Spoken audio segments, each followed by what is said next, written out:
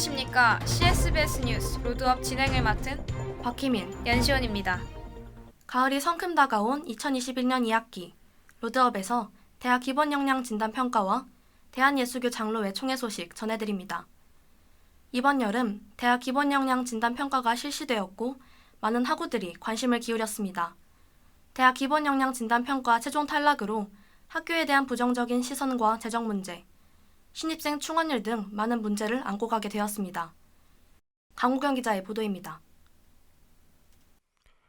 대학 기본 역량 평가는 교육부와 한국교육개발원이 추진하는 정책으로 정원 감축과 대학 혁신의 목표로 2015년부터 도입되었습니다. 출생률이 낮아짐에 따라 학령 인구가 감소하여 지역대학과 전문대학의 위기가 심화되었고 2018년도와 같은 대학 정원이 계속 유지될 경우 2024년의 정원 미달은 약 12만 명이 될 것으로 예상하기 때문입니다. 대학 기본 역량 평가는 3년에 한 번씩 이루어지며 현재까지 총 3번 실시하였습니다. 세 번째 평가의 올해는 이전과 달리 대학이 스스로의 참여 여부를 선택할 수 있어 우아하는 대학들에 한해 핵심적인 교육 여건 및 성과에 대한 진단을 받았습니다. 진단 점수는 객관적 평가인 정량 진단과 주관적 평가인 정량적 정성평가 진단을 합한 점수에 감점 사항을 적용하여 매겼습니다. 진단평가는 크게 신입생, 재학생의 추원율과 전임 교원 확보율 등의 기준으로 평가되었으며 부정, 비리를 점검하여 감점하는 방식으로 대학을 선정하였습니다. 교육부는 9개 권역의 교육적인 발전을 위해 일반 재정 지원 선정의 약 90%를 권역별로 우선 선정하였으며 나머지 10%만 권역과 관계없이 전국 단위에서 점수가 높은 수로 지원 대학을 선정하였습니다. 소재지에 영향을 받는 학생 추원율, 취업률, 전임 교원 확보율 등의 정량 지표에 대해서는 만점 기준을 분리 적용하였다고 밝혔습니다. 최종 점수를 기준으로 일반 재정 지원 대학에 선정되면 2022년부터 3년 동안 대학 혁신 지원 사업에 참여할 수 있고 4년제 대학의 경우 연평균 48억 3천만 원을 지원받을 수 있습니다. 반면 미선정 대학은 대학 혁신 지원 사업이 제한되지만 각 대학의 역량에 따라 국가장학금 등 특수 목적 재정 지원 사업은 신청할 수 있습니다. 하지만 신입생 모집과 대학 평판에서도 어려움을 겪을 것으로 예상되며 향후 대학 운영에 있어 많은 문제가 발생할 수 있습니다. CSBS 강원경입니다. 학생자치위원회에서는 총장, 부총장, 기획도정실장, 교육복지처장, 교무처장과의 면담을 진행하였고 진단평가 탈락의 원인과 앞으로의 방안들을 들을 수 있었습니다. 자세한 내용은 서지혜 기자가 보도하겠습니다. 통신대학교는 이번 2021년 대학 기본 역량 진단 평가에 참여한 결과 일반 재정 지원 대학으로 미선정되었습니다. 이에 대해 이재서 총장은 지난 8월 20일 교내 홈페이지에 담화문을 게재했습니다.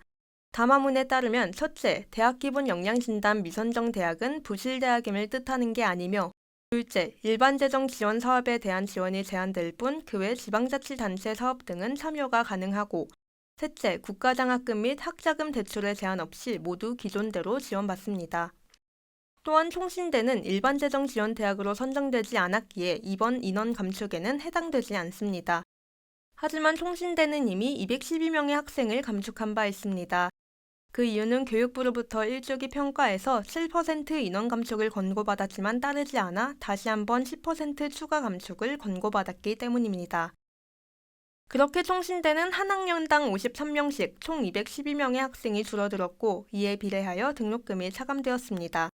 대학 기본 역량 진단 평가에 선정되어 지원금을 받는 것으로 부족한 등록금을 채워야 했지만 그렇지 못한 상황이 된 겁니다. 참여 여부를 선택할 수 있었음에도 평가에 참여한 이유로는 미선정되더라도 평가에 참여했을 경우에만 지방자치단체 등 다양한 재정지원 사업에 참여할 수 있기 때문이라고 입장을 밝혔습니다. 또한 이번 결과를 통해 본교가 혁신하고 보완하여 학교 발전을 위해 노력하겠다고 덧붙였습니다. 지난 9월 10일 학생자치위원회는 총장, 부총장, 기획조정실장, 교육복지처장, 교무처장과의 면담을 진행하고 대학 기본 역량 진단 평가 가결과에 대한 상황 설명문을 발표했습니다. 상황 설명문에 따르면 총신대학교는 정량적 정성평가에서 교원 확보율 -3.3점, 법인 책문성 -3.7점, 구성원 참여 소통 마이너스 1점, 교육비 환원율 마이너스 3점을 받아 총 11점을 감점받았습니다.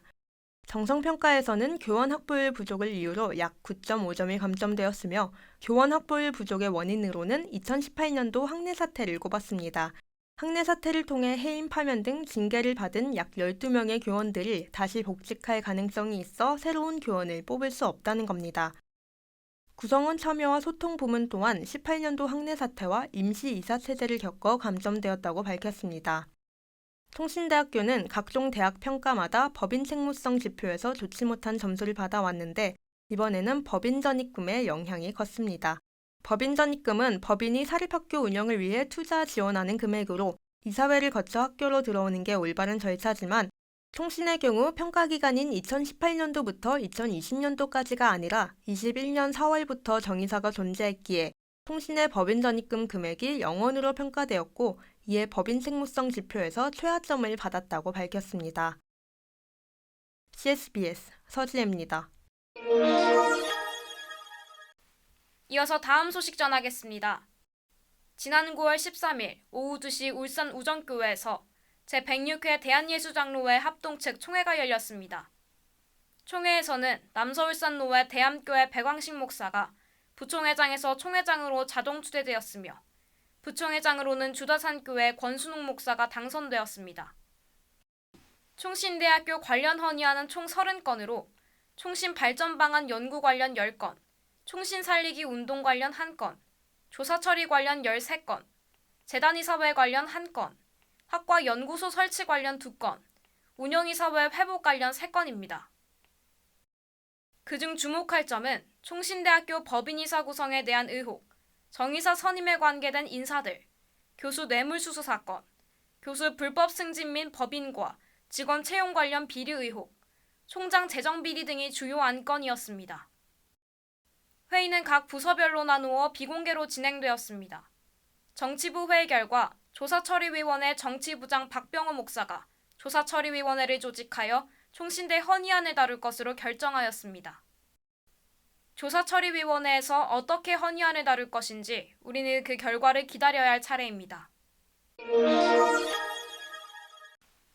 총신대학교가 다시 정상화를 이루며 앞으로 나아갈 일을 기대한 바 있지만 그 과정에서 엇나간 것이 있다면 바로잡고 올바른 길로 나아갈 수 있도록 우리는 계속해서 관심을 기울여야 할 것입니다.